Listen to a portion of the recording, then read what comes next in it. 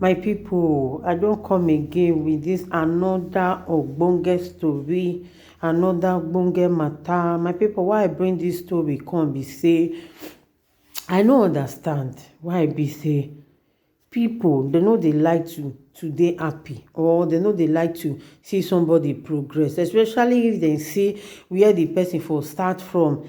If you come dey progress, they go find one thing or the other wey they go take put aside for the person garri, or where they want to put this thing take turn the plate upside down so that the plate go dirty.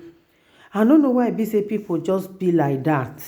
I no know why e be say people just like dey happy if dem see another man or another woman down fall, or maybe the person no dey progress, dem just see am say e dey fall.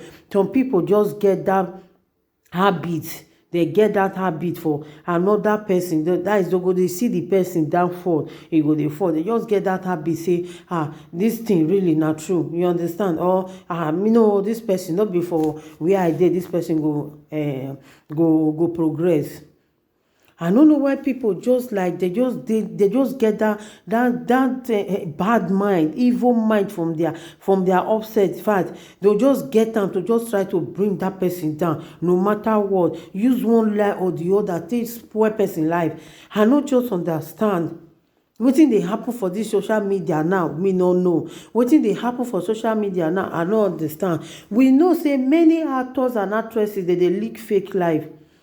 They live fake life. They live fake life. We know as many of them take dey post, dey bragabos, dey do this for social media, for Instagram and all that.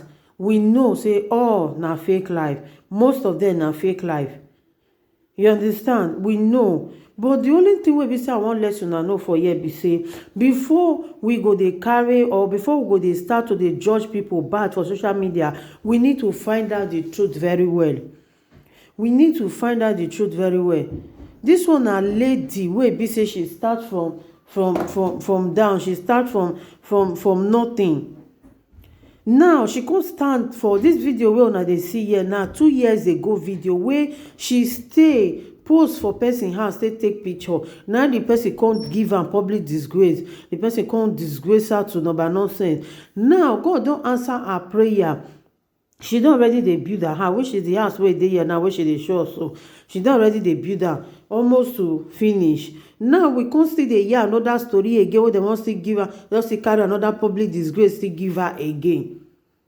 My people, I no understand. Now with the news wey we dey hear for social media now say no be she get the house, say na her baby father na im get am, which na gist lover na im dey talk am so.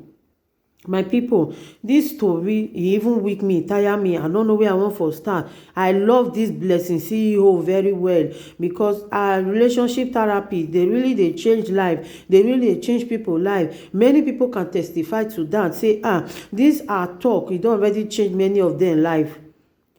If e no change many life, many no go too support her. Many go like to wan condemn her, but because say she dey help people life.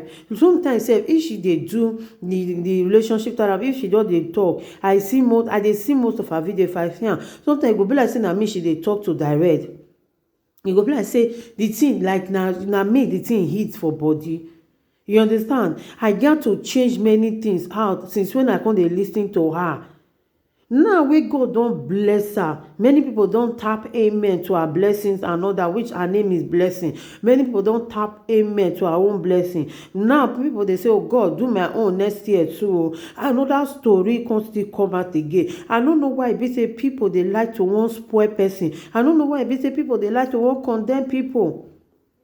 You just sit down, you just no, over my dead body, I no go see this pikin. I no go stay here make this person progress. I no go stay here make this person better. Why? Wetin the person do you to that extent?